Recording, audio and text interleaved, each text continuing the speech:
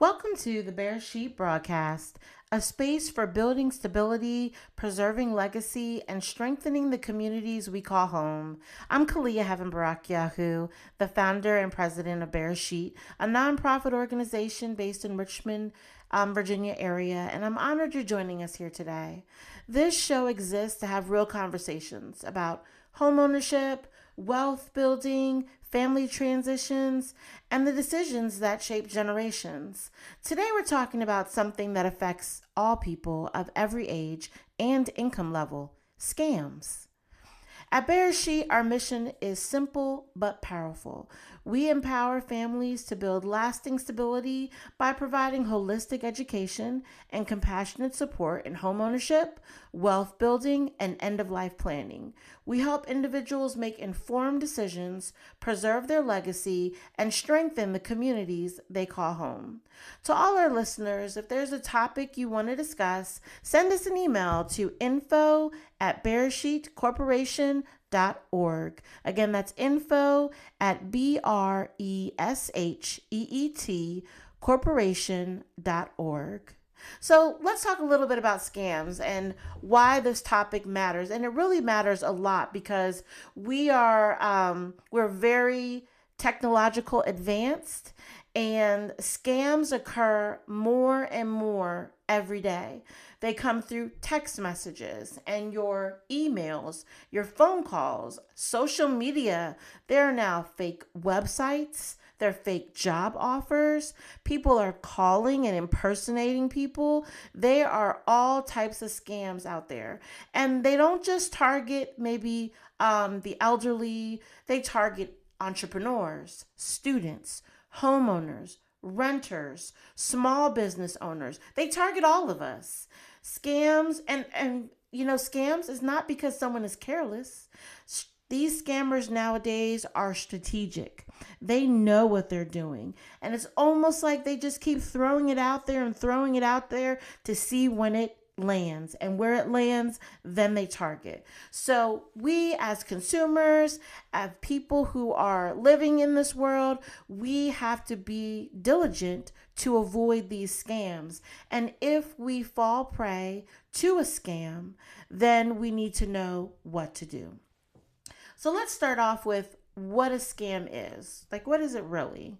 A scam is any situation where someone lies, manipulates, or pretends in order to steal your money, your identity, or your personal information. They try to take your wealth. And scams a lot of times, they involve urgency.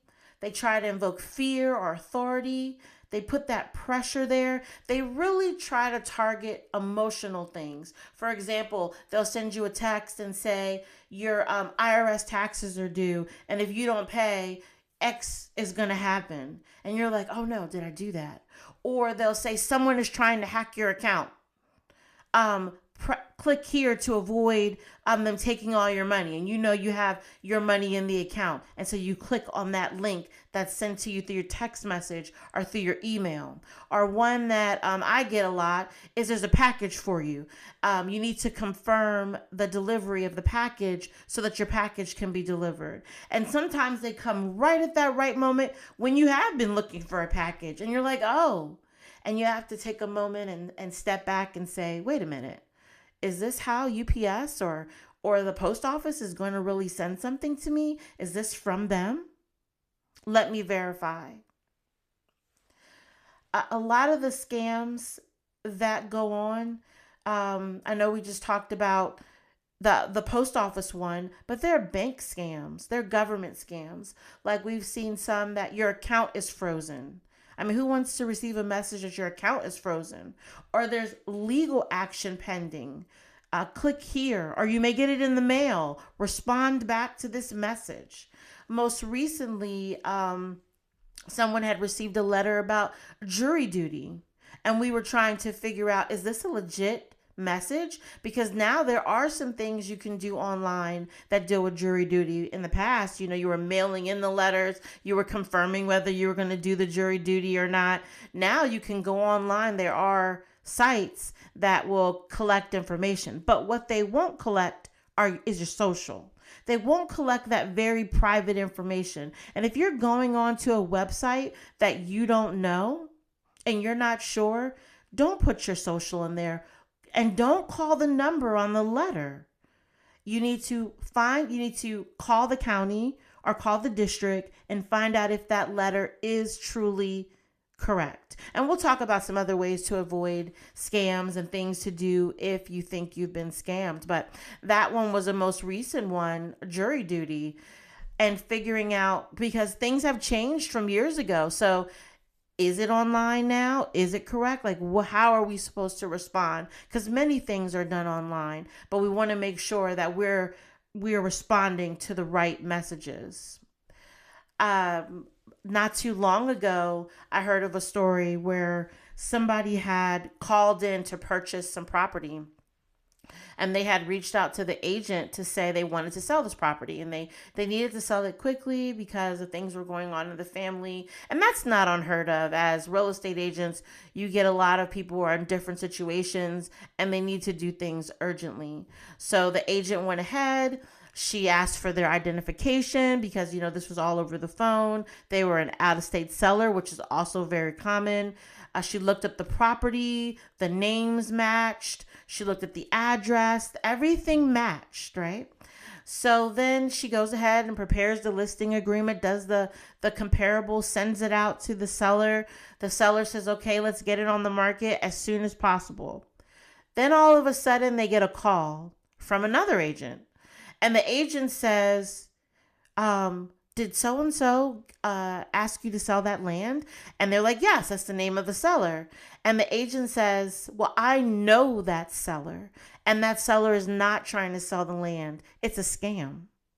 And I mean, the agent had done everything they needed to do to verify this information. So being that it was something local, what they did was they researched the seller. They reached out to the seller themselves. Not to the number that was given to them by who called. They reached out to the number they found online for that seller. They called seller and said, Mr. Seller, we got a call saying that you're looking to sell ABCD. We're listing your property. And the seller says, no, that's not me. So scams have become so realistic that the scammer not only impersonated the person's name, took the time to do that, knew the property, but then also fabricated identification to prove that they were the seller, and it was false.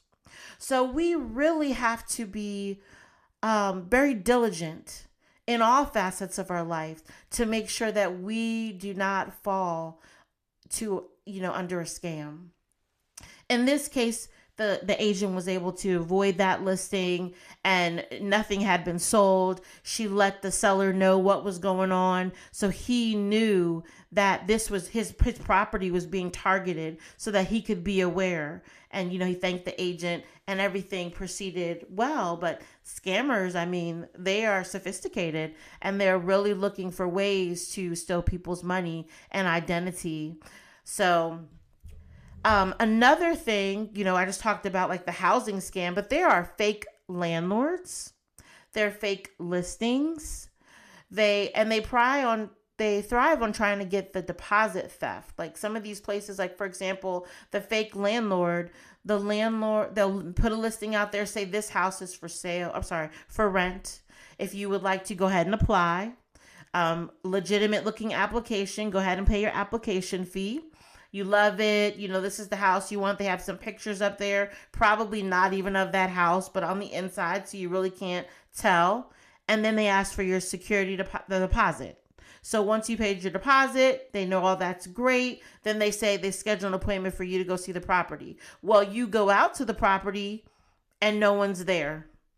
Or the homeowner's there and is asking you, what are you doing? These scams and these tactics are real. I actually know someone who was looking at some property online. It was listed for sale by another person, for rent by another person. And they were smart. in here. They were a little more aware, and they didn't go ahead and pay the deposit. I believe they may have done the application fee, but anyway, they drove out to the property because they wanted to see the outside of it and see the neighborhood. And they were like, wait a minute, there's no sign out there. It doesn't really look like, it's not like spruced up on the outside where like some people do before they're going to list the property. They said they weren't sure about it. And then after research, when they told me about it, we found out it was a scam. That house was not for rent or for sale. It was a fraudulent listing. And that's what these scammers do. So you definitely have to be aware of those things. There's also scams, where it's called a quick claim scam, where these fraudsters are forging signatures on property transfer documents, recording them falsely to claim ownership of a home or land. Now, in these cases, scammers target seniors. They target vacant lots or vacant homes. Their goal is to steal the equity from that property. They're saying they own it. Then they try to maybe fix it up, maybe list it for sale or for rent. And you don't know, especially if these are vacant. Like people who have vacant lots, they're not driving by them all the time. And if you have a vacant property, you may not be checking on it all the time.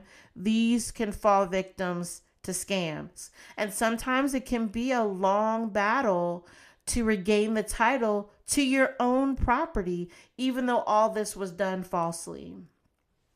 There are jobs and business scams. There are fake remote jobs out there. There are fake clients out there. There are jobs that will put out fake positions just to get your information and see who's going to respond to something. I consider that a scam if there's no real position. So there's a lot of scams out there. Before you apply with one of these companies, don't call the number on the listing. Research the company, see if you can find the main number and call that company. And make sure it's a legitimate company, because there are job opportunities for companies that have websites and the company is still a scam. So even that first step of due diligence where we'll go and look at the company and get on the website and look at the about us and all those things and the contact information, all that scam. Because it's so easy now to get an extra number. It's very easy now to get a website. So scammers are going the extra mile. Then there are emergency scams, like your child is in trouble. Send money now. And there's a lot of AI. AI can do a lot of good things, but it also can do not good things. You can mimic someone's voice. You can take a picture and make that picture move like that person's talking. So, now you even have to be mindful if somebody calls you up and you know that's your wife or your husband or your child, and they're saying, can you Zelle me some money, please? Or can you give me this money, please? You now need to have a safe word, because you need to know if that's really your spouse or your child. And it sounds so like, what do you mean? I know their voice, but people can now use AI and other technology to dub your voice and make it sound like you, and it's not you. There are plenty of stories about that. And then there are also romance scams, social media scams. I know we've seen TV shows of people having fake relationships, thinking that they're having a relationship with someone and the person is not even real, only to get money out of them. There's investment schemes. So if a relationship or a situation feels rushed or secretive or confusing, questionable, take a moment and pause, because these are some of the red flags that you could be witnessing to keep you from being a victim to a scam. Now, some of the things some other red flags that are scams, you may get a message that says they're requesting money for a gift card or crypto. I remember a client reaching out to me one time and saying they wanted to buy these properties. And I couldn't tell if it was a scam at first, but I was very like leery. But I want to help people. We all want to help people. So if they need help, I want to help them. So we're looking at properties and I'm sending them properties and we're communicating. There was some like typos and things, but everyone's not the best texter. We all can have a typo in our messages, but there were just little things that made me question the communication. And so one day I sent out the properties and I'm like, okay, they want to see the properties now. I'm like, we need to get a proof of funds, which you need to do. We need to have a buyer agreement, which they were fine to sign a buyer agreement. And then they started asking me questions about crypto. And I'm like, sometimes you have other conversations, like what do you do for work? Those type of things where you're building relationships between your client and you. So I understand those things. But then they start talking about crypto. And then if I wanted to invest, and I was like, well, no, I'm not dealing with any of the crypto right now. What about this with the real estate? Well, have you thought about this? That pushing.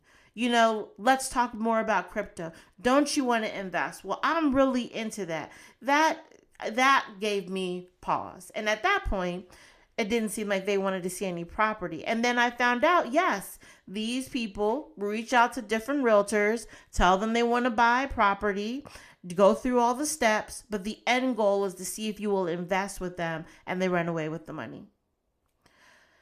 So these type of scams, there are a lot of them that they pressure you to act right now. Some of them, they ask for your password or your codes. They request you not to say anything. This could be private. They want that confidentiality.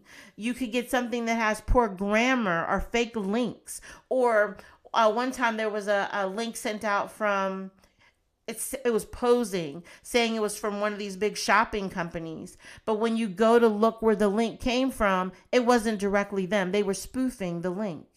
So you have to look and make sure that that email that comes through is really from that company. People can caller ID spoof. Legitimate companies don't usually rush you. They don't put that fear in you. They don't say you have to do something now. They don't have a problem with you calling back. When you're in those situations and you don't have time to figure out if something is legitimate or ask questions and get good answers, then you don't need to do it. You have to wait. Get some assistance. Sometimes people feel embarrassed if they've ever been scammed or if a scam is happening. And that's a tactic. Don't feel embarrassed, because scams have happened to people of all levels, all income brackets, all, the smartest of persons. Scams are very advanced.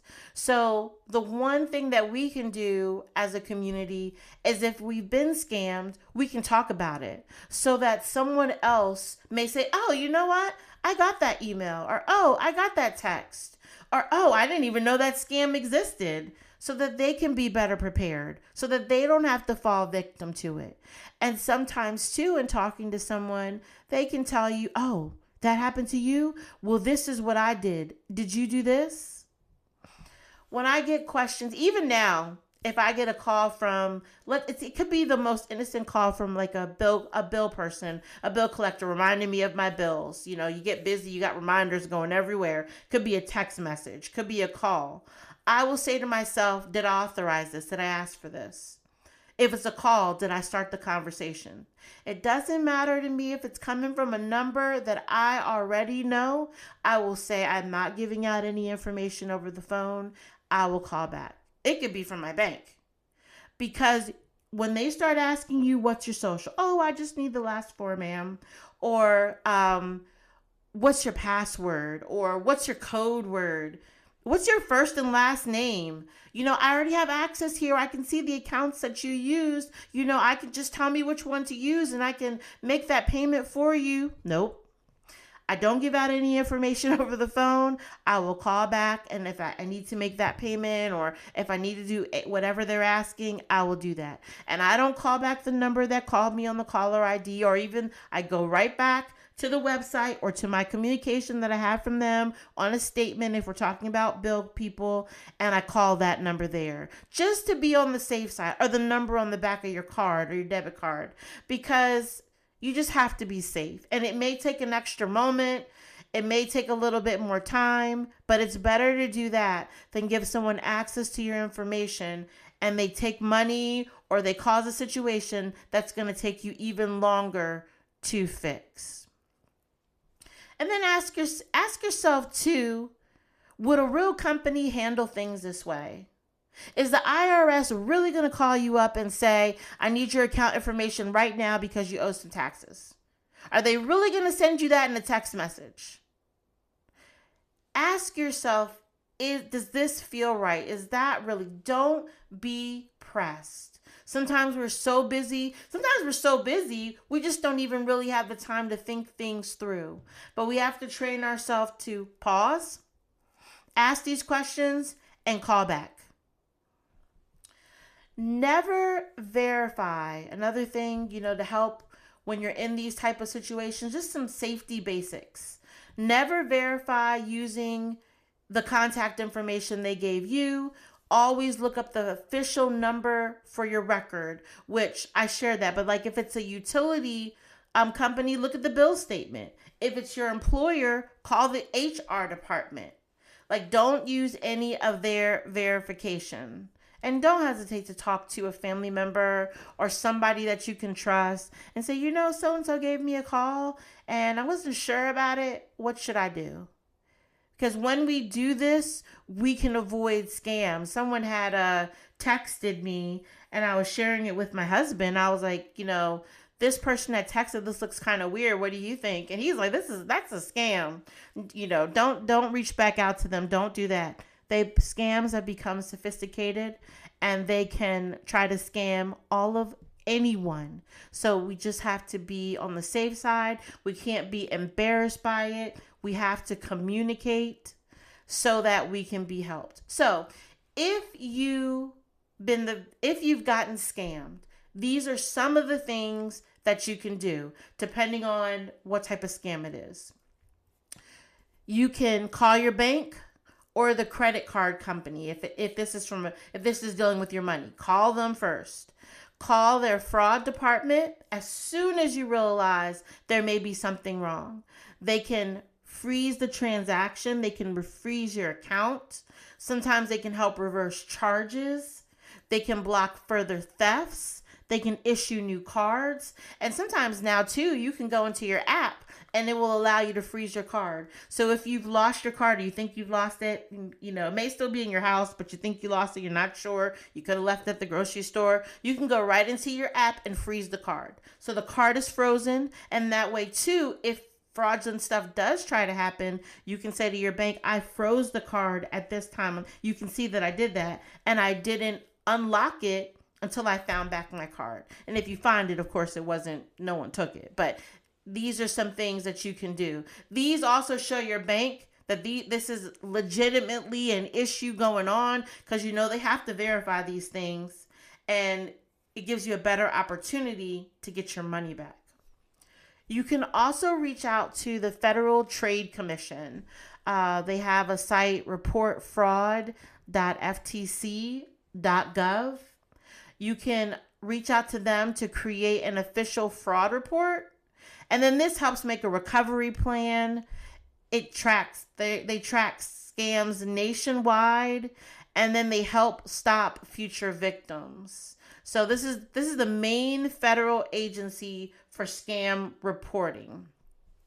Now, if your identity was stolen, you can go, there's identitytheft.gov.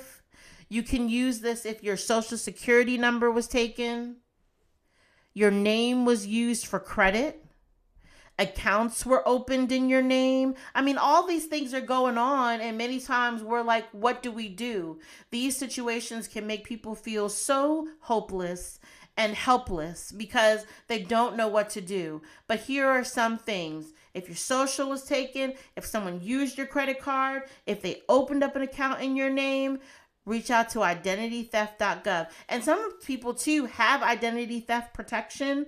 You've subscribed to maybe a company. One I could think of is a Legal Shield or something like Legal Shield, and they offer identity theft protection. You can reach out to them and they will go ahead, if I understand what they do correctly, and they'll go ahead and the cards that you have with them, they'll report those things. They will help get your cards closed and all that if your identity was stolen, and report things to the credit bureau. So that's helpful. With the identitytheft.gov, they'll give you a recovery checklist. They'll give you legal letters, credit repair steps, and fraud affidavits, because everywhere that has stolen your identity, you need to notify them so that they know that this isn't you making those charges. This wasn't from you. So they'll give you those things so you can give them to the proper places. Then the credit bureaus. If your personal info is taken, you want to contact at least one of the credit bureaus to do a fraud alert. So you have Equifax and Experian and TransUnion. They can alert lenders. They can freeze credit. They can prevent new accounts from being open, and they can protect your score, because I know it can be very challenging when someone has taken your personal information and it hits your credit and all these accounts are opened up, and then now your credit score is tanking and you have to deal with all that. And sometimes people are doing that and they're trying to get a house, or they're trying to rent an apartment or get a credit card or a loan, and this happens. So alert those credit bureaus, Equifax, Experian, TransUnion, at least one of them, so they can put that alert there. And then call the non-emergency police, especially if large amounts were stolen. This way you can get a police report for the bank. You can identify the theft that was involved. There could be threats or impersonation occurred. Whatever it is, you can call the non-emergency police line, and they can help you with insurance. The police report, can help you with insurance, banks, credit bureaus, legal protection. So when it's necessary, when it's required, there's the local police. With all these scams that exist out there, it's very important for us to be really diligent, to look out for each other as well. If you have an elderly parent or family member, give them some of these tips. Let them know, because a lot of times people prey on the elderly, which is so bad, and try to get them through their emails and texts. And so make sure your family member or your friend, someone that you know, knows these things so that they're aware. But don't think that scams only prey on the elderly, because they are young and old who get scammed every day. Microsoft used to be, it wasn't actually Microsoft, it was an impersonator for Microsoft and Windows. They would send out a text and say, it's time for an update or an upgrade, and reach back out and we can help you with that scam. So there's so many things and we use those things. Many of us had Microsoft or Windows or a Dell computer. All of those people were impersonating those companies, impersonating them, so that if it resonated, oh, what do you mean? My Dell computer, this is going on with there's a recall, and then you hit the button. Nope, don't do that. Always remember to go back and verify who it came from and if it's correct. If today's conversation helped you, in any way, please share it with someone you love.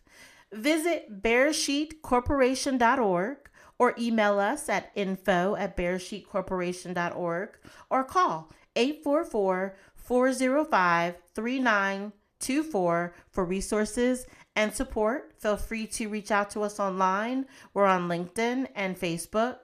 Thank you so much for spending this time with us today. This is Bear Sheet, building stability, preserving legacy, and strengthening community. Join us next time as we continue conversations that help families move forward with clarity, confidence, and dignity.